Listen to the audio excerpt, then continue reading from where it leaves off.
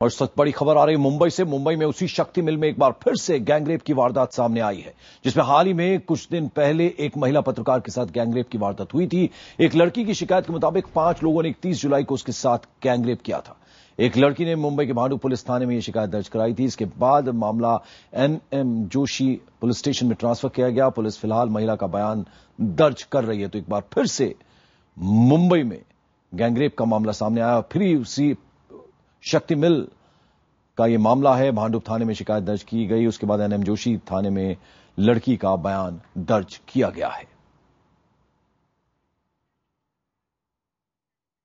आपको बता दें कि भांडुप थाने में पहले इस लड़की ने शिकायत दर्ज कराई और कहा यह जा रहा है कि इस महिला ने, जब महिला पत्रकार के गैंगरेप का मामला सामने आया, उसके बाद इसमें हिम्मत आई और इसने जाकर यह पूरा मामला पुलिस के सामने बयान किया।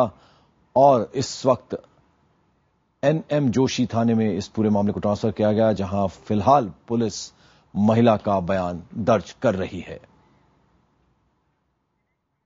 दिनेश मौर्य हमारे सहयोगी इस वक्त फोन लाइन पर हमारे साथ। दिनेश, क्या कह रही है पुलिस, क्या जानकारी मिल पाई?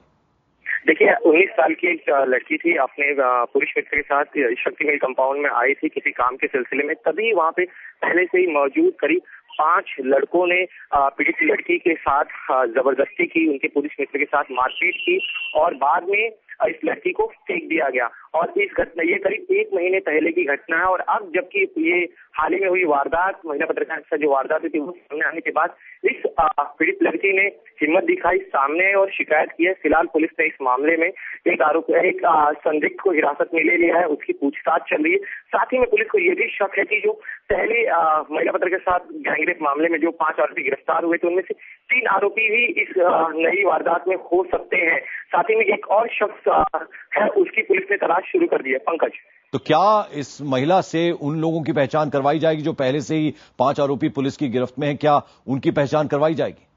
जी बिल्कुल। अभी जो 5 आरोपी पहले मामले में गिरफ्तार हुए थे, उन सभी को इस पीड़ित लड़की के सामने लाया जाएगा। जिन 3 आरोपियों को की बात सामने आ रही है, उन्हें उनके सामने आइडेंटिफिकेशन परेड कराया जाएगा। अगर ये पीड़ित लड़की इन्हें पहचान लेती है तो फिर इन पर फिर दूसरे इस नए केस के तहत मामला दर्ज होगा। लेकिन एक बात और है पंकज की, महिला पत्रकार के साथ जिस तरह से गैंगरेप की वारदात को अंजाम देगा था, ठीक उसी तरह से, उसी मोडस ऑपरेंडी के साथ भी इस पीड़ित लड़की को इन आरोपियों ने अपना शिकार बनाया था। तो कहीं ना कहीं बहुत बड़े कई ऐसे वारदातें यहाँ पे हो सकने की बात अब सामने आ रही है। एक पीड़ित लड़की अभी सामने आई है और भी कई नए मामले सामने आ सकते हैं। दिनेश, मैं आपके पास लौटूंगा और आपको बता दें कुछ दिन पहले इसी शक्ति मिल, जिसकी तस्वीरें अभी आप देख रहे थे, वहां एक महिला पत्रकार से रेप हुआ था।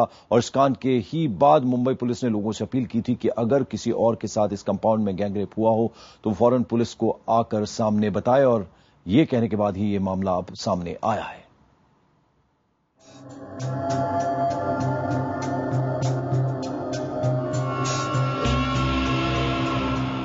मुंबई का महालक्ष्मी मिल कंपाउंड, ऊंची ऊंची चमकदार इमारतें, ऊंचाई से इन्हीं मल्टी स्टोरी बिल्डिंगों के बीच नजर आता है वो खंडर जहां दिन में भी वीराना पसरा होता है।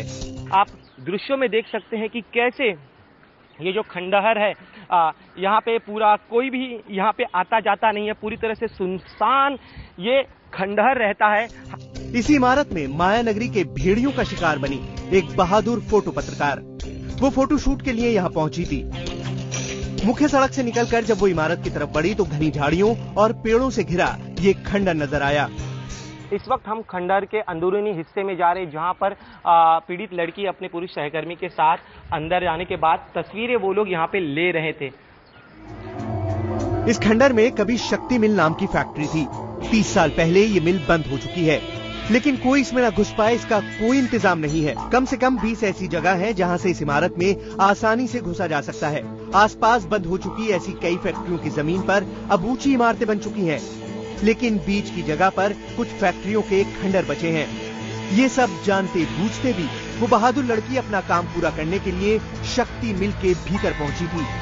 भीतर अंधेरा था, कई जगह सुनसान घुप अंधेरा, तो कई जगह ऊंची डराने वाली झाड़ियां। आमतौर पर कोई भी समझदार इंसान ऐसी जगहों पर जाने से कतराता है। शाम के वक्त तो शायद सोच भी नहीं सकता, लेकिन उस लड़की को तो असल में अपना काम करना था, उसे तो अपना असाइनमेंट पूरा करना था। से। आप यहाँ पे दृश्य भी देख सकते हैं कि किस तरह से इस पूरे मिल में इस वक्त कोई आता जाता नहीं, और अब जबकि वारदात हो गई तब बड़ी संख्या में पुलिसकर्मी यहाँ पे तैनात किए गए थे। लेकिन कल की हम बात करें, जिस दिन ये वारदात हुई थी उस दिन कोई भी यहाँ पे मौजूद नहीं था। ये अजीब बात है कि आज इस खंडहर में पुलिस ही पुलिस नजर आ रही है, लेकिन आमतौर पर इन झाड़ियों और सन्नाटे वाली जगहों के बीच नशेड़ियों का अड्डा होता है। नशा करने वाले, जुआ खेलने वाले यहाँ बेखौफ होकर घूमते हैं। यही नशेड़ियों का खौफ ही है कि शक्ति मिल के आसपास रहने वाले लोग आमतौर पर इसके अंदर जाने से कतराते हैं। शक्ति मिल के करीब ही झोपड़पट्टियां हैं। लोगों का कहना है कि इन झोपड़पट्टियों में कई तरह के अच्छा बुरा धंधा करने वाले लोग रहते हैं। वहाँ के कई नशेड़ी शक्ति मिल के सन्नाटे का फायदा उठाने यहाँ आते जाते रहते हैं, और ये बात किसी से भी छुपी नहीं है। आसपास के लोग सालों से इसे भोगते आ रहे हैं। और सब नशा करने वाले लोग यहाँ पे ज्यादा आते हैं। बाकी पीने जाते तो यहाँ पे के तो लोग नहीं, मगर बाहर के सब मतलब नशा करने के लिए यहाँ पे पीछे वाले रोड से मतलब आते हैं यहाँ पे। जिस बात को स्थानीय लोग जानते हैं, क्या वो इलाके के पुलिस वालों को पता नहीं था? क्या वो नहीं जानते थे कि ये जगह अपराधियों का अड्डा है? बहरहाल मुंबई की इस बेटी को तो अपना काम करना था, वहाँ जाना उसकी मजबूरी थी, लेकिन पुलिस और कानून से बेखौफ अपराधियों ने उसके साथ दरिंदगी की। वो जानते थे जब पुलिस आज तक उन पर लगाम नहीं लगा पाई तो भला अब क्या कर पाएगी। 6:30 को ऐसे हो रहा है तो 9-10 जब हम लोग कॉलेज क्लासेस से वापस जाते तब क्या होगा? तो मुझे लगता है कि मुंबई पुलिस को इसके लिए एक्शन लेना चाहिए कुछ। अपराध अचानक नहीं होता, इसकी परिस्थितियाँ धीरे धीरे सिर उठाती हैं। अपराध के लिए पहले माहौल बनता है, फिर अपराधी के हौसले बुलंद होते हैं और फिर अपराध अपने अंजाम तक पहुंचता है। मुंबई पुलिस की बंद आंख ने यहाँ भी अपराधियों को ऐसा ही माहौल दिया। इस खंडर के हालात ऐसे बन गए थे कि किसी खौफनाक वारदात का इंतजार हो रहा था। आखिरकार हुआ भी यही। हालांकि पुलिस अब इस इमारत को लेकर जाग गई है, लेकिन सवाल ये है कि पुलिस अब तक क्यों सो रही थी? सवाल ये कि इस खंडर की नियमित गश्त क्यों नहीं होती थी? स्थानीय पुलिस ने ऐसे कदम क्यों नहीं उठाए कि नशेड़ी यहाँ आने से डरते? इसमें कोई शक नहीं कि अगर पुलिस ने जरा भी सख्ती बरती होती तो शायद वो बहादुर मायानगरी के भेड़ियों का शिकार नहीं बनती। दरिंदे इतने बेखौफ न होते कि एक साथी के साथ मौजूद लड़की से वो दिन दहाड़े बलात्कार की जुर्रत कर बैठते। विवेक गुप्ता के साथ दिनेश मौर्य, मुंबई, IBN 7। और दिनेश मौर्य हमारे सहयोगी फोन लाइन पर लगातार हमारे साथ बने। दिनेश, मुंबई के पुलिस कमिश्नर मीडिया के सामने आए थे और उन्होंने कहा था कि अब वो इंश्योर करते कि इस तरह की वारदात जो है वापस मुंबई में नहीं होगी। ये हालांकि एक महीना पुराना ये मामला है, लेकिन क्या अब ये इंश्योर किया गया है? ये जो खंडरात हैं, जो ये शक्ति मिल एरिया है, वहां पर अब गश्त बढ़ाई गई है, पुलिस काफी बढ़ा दी गई है? जी पंकज, इस वारदात के बाद शक्ति मिल कंपाउंड के बाहर पुलिस की गश्त बढ़ा दी गई है। साथ ही में जो इस मिल के मालिक है उन्हें भी हिदायत दी गई है कि यहाँ पर 24 घंटे सुरक्षा कर्मी तैनात किए जाए। अगर पुलिस के इस आदेश का पालन नहीं किया जाता है तो उन पर IPC की धारा 188 के तहत कार्रवाई होगी। आपको बता दूं, पूरी मुंबई में करीब 272 ऐसी सुनसान और वीरान जगह हैं जिन्हें खुद पुलिस ने महिलाओं के लिए काफी खतरनाक डिक्लेयर किया है और गुजारिश की कि इन जगहों पर महिलाएं न जाए।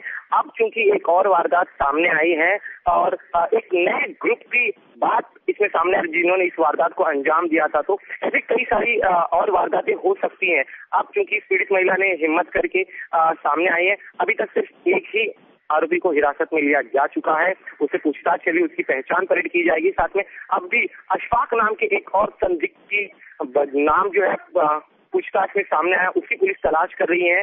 अब कहीं न कहीं पुलिस को और न सिर्फ इस जगह की बल्कि और भी जगहों की सुरक्षा बढ़ानी ही पड़ेगी ताकि इस तरह की वारदातों को रोका जा सके। साथ ही में और इस तरह की जितनी और पीड़ित महिलाएं हैं उन्हें भी सामने आकर हिम्मत जुटानी पड़ेगी। और दिनेश, ये जो शक्ति मिल कंपाउंड एरिया है, ये जो शक्ति मिल कंपाउंड है पूरा का पूरा, वहां पर जो लोग रहते हैं, क्या उनको भी पूरी तरह से आइडेंटिफाई किया गया है? उनको भी किसी खास तरह की हिदायत जो है दी गई है पुलिस की तरफ से? जी बिल्कुल, शक्ति मिल कंपाउंड के अगल बगल जो लोग रहते हैं उनसे पुलिस ने दरख्वास्त की है कि आप भी यहाँ पे नजर बनाए रखें। जब भी अगर कोई महिला किसी के साथ भी अगर इस मिल में जाने की कोशिश करते तो उन्हें रोके, यहाँ पर हो सकने वाले खतरे के बारे में उन्हें आगाह करें और साथ ही में उनसे भी जानकारी लेने की कोशिश करें कौन कौन से संदिग्ध लोग जो है अपराधी प्रवृत्ति के वो यहाँ पे आते हैं ताकि उनकी जानकारी जुटा के उन पर पहले ही कार्रवाई की जाए ताकि फिर इस तरह की वारदात ना हो। पंकज। दिनेश मौर्य, शुक्रिया इस तमाम जानकारी के लिए।